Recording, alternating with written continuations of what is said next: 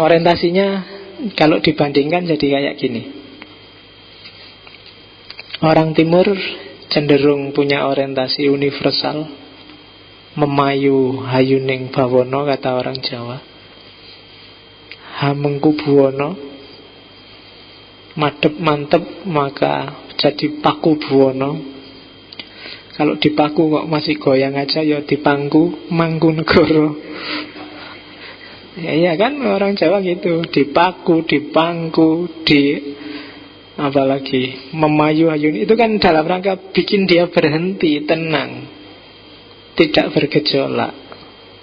Karena memang target hidupnya itu biar harmonis. Oke, jadi kalau Indonesia ini tidak karu-karuan terus, mungkin perlu dipangku, perlu hamengku buwono, perlu ada sistem, perlu ada struktur yang bisa bikin tenang. Atau kalau dipangku masih belum, ya dipaku, paku buwono. Nah, itu kayak filosofinya kan nanti di situ, karena memang orientasinya harmoni, universal, individual. Kalau filsafat Timur itu orientasinya ke soul and intellect, akal budi dan hati nurani dan jiwa. Kalau Western itu accumulation of knowledge, hanya akal saja yang mengumpulkan informasi. Barat itu melihat dunia secara deskriptif, dikumpulkan semua pengetahuan, entah dia butuh apa enggak, entah itu berguna apa enggak, pokoknya sign for sign. Kalau Timur enggak, ilmu itu cari yang bermanfaat. Al ilmu bila amalin kan gitu. Kenapa? Ya, ilmu enggak boleh dia berhenti cuma jadi ilmu. Kaburo maktan, kamu cuma bisa ngomong, tidak bisa ngelakoni, kan gitu. Itu gaya Timur. Kalau di Barat, wis pokoknya tuntutlah ilmu sebanyak mungkin. Kepakai apa enggak kepakai, main tambah ilmu. Kamu di kampus kan enggak jelas kan, dikasih mata kuliah apa aja, gunanya apa ya mbuh. Diajari Pancasila, Islam dan budaya lokal, diajari logika, diajari gunanya apa? Tidak tahu, pokoknya diajari accumulation of knowledge. Ijazah nanti hasilnya. Itu kan akumulasi pengetahuan. Kamu ngumpulkan sebanyak itu pengetahuan itu loh, tinggu apa? Kalau orang Jawa ditanyakan, al ilmu bila amalin, amal dari ilmumu sebanyak itu apa terusan? Ya kan? Jangan-jangan ijazahmu adalah sajarin bila samarin. Itu kayak pohon yang tanpa buah. Hati-hati sama orang Timur, kamu diketawain itu kan, kamu jungkir balik mati-matian, direwangi nyontek, ternyata tidak berbuah.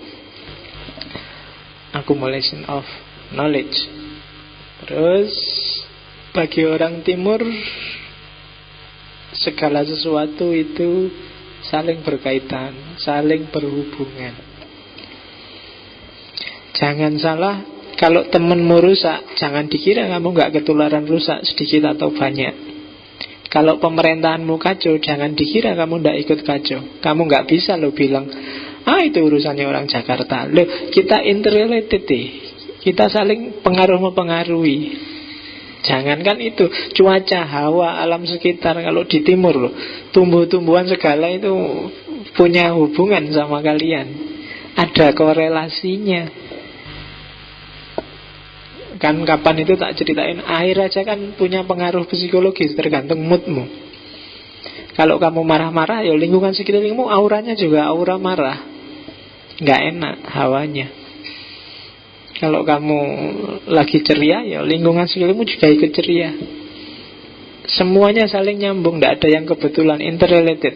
Kalau Barat memahami sesuatu serba bagian per bagian. Makanya orang Barat itu semakin orang spesialis, semakin dianggap dalam ilmunya. Kalau di Timur, semakin orang generalis, ngerti macam-macam, dianggap dia semakin bermanfaat ilmunya. Maka filosofi Islam awal itu kan ngerti macam-macam. Kiai-kiai di desa itu kan harus ngerti macam-macam. Nggak cuma bisa berdoa, kadang-kadang juga harus bisa dukun, harus bisa, ya kan di desa itu macam-macam. Realitas interrelated. Ya kalau di UIN nanti jadi integrasi interkoneksi itu. Ya, meskipun baru jargon tapi yo luar biasa itu, interrelated, saling berhubungan. Tidak spesialis. Meskipun peradaban kita hari ini lebih memuja spesialisasi, melihat alam semesta secara parsial-parsial. Dokter itu semakin spesialis, bayarannya semakin mahal. Dokter umum itu padahal ngerti banyak penyakit, bayarannya murah. Kalau dokter spesialis, ngertinya cuma spesialis mata, bayarannya mahal. Apalagi spesialis mata kiri, nah itu lebih mahal lagi itu. Pokoknya mata kiri tok bisa nih. Mata kanan kalau sakit mata kiri, kanan nggak bisa dia. Oh itu semakin jauh itu. Semakin luar biasa, semakin spesialis. Oke. Filsafat timur, harmony and unified. Filsafat barat, master and counter reality. Jadi filsafat timur ya jelas, tadi tak jelasin tekanannya pada harmoni dan kesatuan. Kalau filsafat barat, gimana orang bisa jadi aktor di alam semesta ini. Terus filsafat timur cenderung adaptif, sementara filsafat barat cenderung defensif, cenderung memisahkan.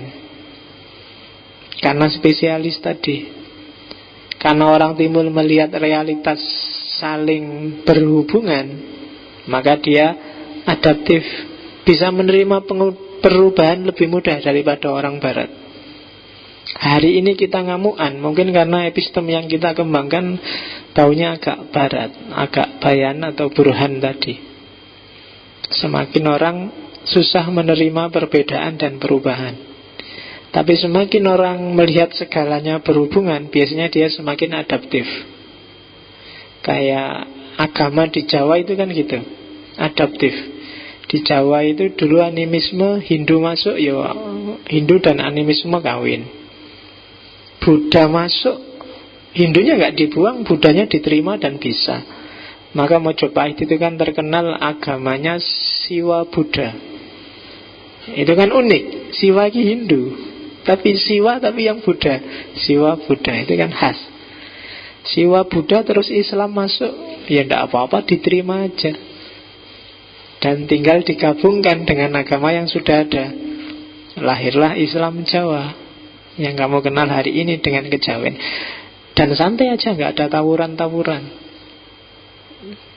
Kristen masuk juga ya silahkan aja masuk. Kalau ada yang mau silahkan ikut, nggak mau ya tidak apa-apa. Dan orang Kristen ketika misi awal-awal itu ya kesini ya misionarisnya juga pakai belangkon, pakai surjan. Sampai hari ini kan masih banyak yang kayak gitu. Dan gak apa-apa, orang Jawa juga tidak tersinggung. Jadi lebih adaptif, lebih mudah menerima perubahan. Itu orang timur. Kalau kamu ngamuan, susah menghadapi perubahan, kamu berarti sudah jadi orang barat. Entah barat bagian mana. Jadi wong kulonan kamu sekarang. Timur itu lentur, itu cirinya. Karena dia tekanannya pada harmoni.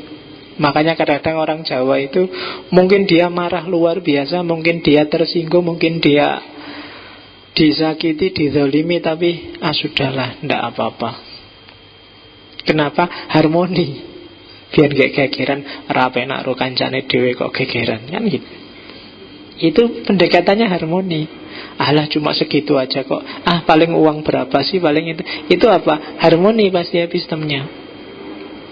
Kalau pakai logika mungkin tidak begitu loh. Jangan dilihat uangnya dong. Coba dilihat. Itu kezaliman, itu tugas kita untuk menyingkirkan. Nontonnya kan ngono terusan. Nah kalau di timur enggak, alah tidak ada ruginya. Ben lah. Gusti Allah ora sare, kan mesti gitu. tenang ya. Oke, jadi itu beda orientasi barat dan timur.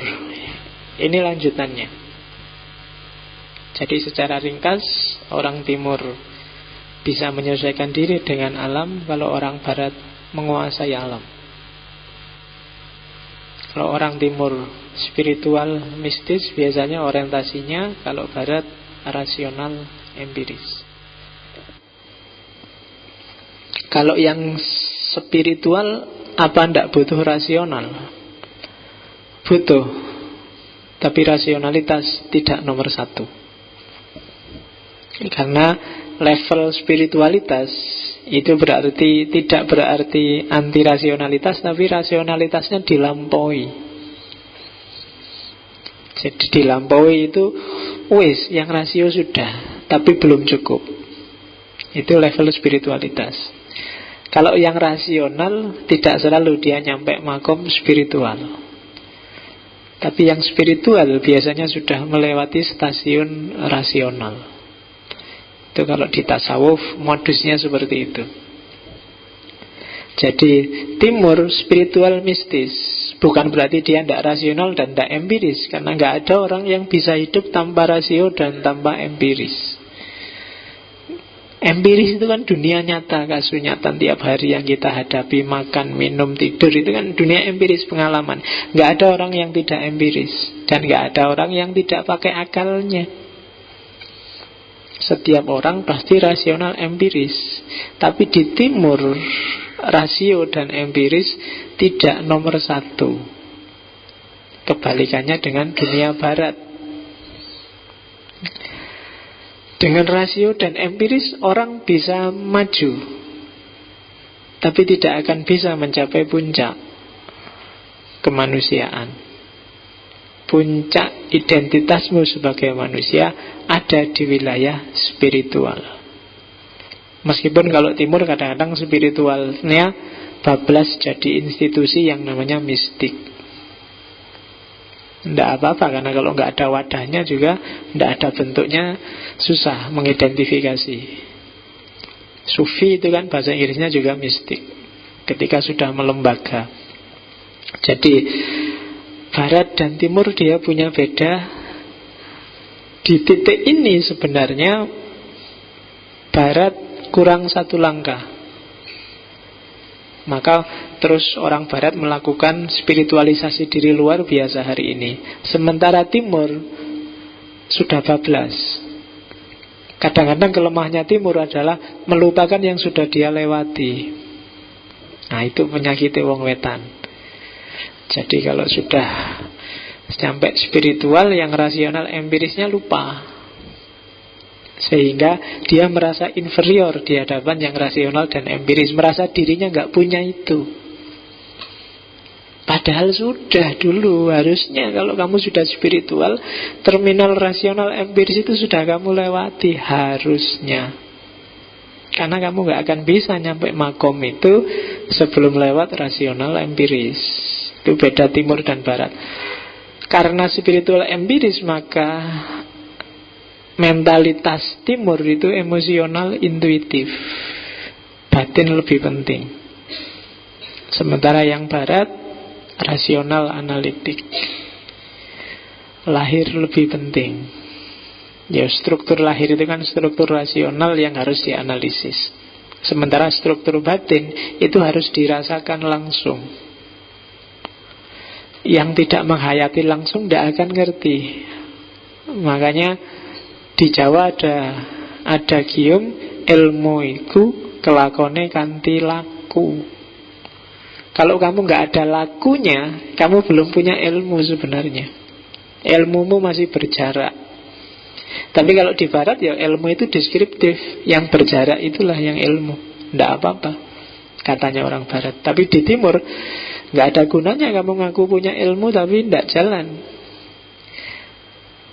Tiap hari ngaji akhlak tapi akhlakmu rusak, ya kan? Tiap hari ceramah disuruh khotbah ittaqullah, tapi sing paling ndak ittaqullah ya awakmu dhewe. Ya kan? Sesama muslim kita jangan saling mencaci maki. Tiap hari kamu mencaci maki ning Facebook. Jangan suka ngomong jelek tentang orang. Apa lagi kamu? Tiap berita kamu komentari jelek. Ya kan? Kamu tidak laku. Maka ketika lakunya nggak jalan, kamu tidak dianggap punya ilmu. Kalau di barat itu kan, sehingga kadang-kadang ilmu itu definisinya luas dan luar biasa. Kanuragan pun terus jadi ilmu, karena ada lakunya tadi. Ilmu kebal, kalian kan itu di Jawa, kebal jadi ilmu. Ilmu, apalagi kan banyak ilmu-ilmu yang kayak gitu. Ilmu santet, ilmu pelet, loh ini nggak ada. Di barat susah kamu nyari ilmu pelet. Coba cariin pengasihan, bahasa Inggrisnya apa? Nggak ada. Ayo cariin pelet pengasihan, bahasa nggak ada, karena di barat nggak kenal itu. Gitu loh. Jadi kamu melet orang barat susah, sana nggak ngerti. Jadi kalau sama bule nggak bisa dia dipelet. Sana nggak paham, yang bisa orang Jawa. Pelet itu kan macam-macam. Saya kemarin baru dapat buku pelet yang isinya Jawa Pegon itu. Wah, judulnya lucu-lucu. Semar Mesem, Jaran Guyang. Terus jenis-jenis gitu banyak. Ada sekitar 80-an jenis-jenis pengasihan. Wah, dijajal apa piye? Nengok lakune susah. Puasa 40 hari 40 malam mutih. Wah, iki sing abot. Posone tok wae kamu pening, apalagi mutih. Ya. Oke. Ya mutih itu berarti kamu hanya makan nasi putih, ayam yang dagingnya aja kan putih, terus telur putihnya itu orang situ mutih. Oke. Orang timur orientasinya ketentraman, orang barat dinamika, perkembangan. Orang timur itu total dan puitis. Kalau orang barat itu parsial dan deskriptif. Nah, sekarang tinggal dicek, kamu tipe orang yang total dan puitis apa yang parsial dan deskriptif. Ya kelihatan lah, mungkin posting-postinganmu akan kelihatan kamu itu orangnya deskriptif apa puitis. Puitis itu kamu ngomong dengan 1-2 kata, orang bisa menafsirkannya jutaan kata. Itu puitis. Tapi kalau deskriptif itu kamu ngomong banyak, orang memahaminya 1 kalimat. Itu deskriptif. Kamu ngomong Islam adalah agama damai, wah panjang sekali. Pokoknya intinya Islam agama damai. Itu dok ternyata. Itu deskriptif.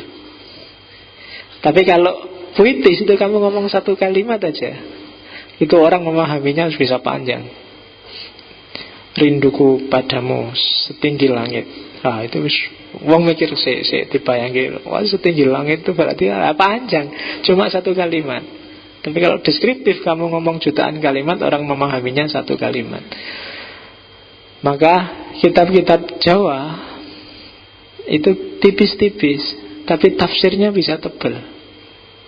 Kitab-kitab Timur juga begitu.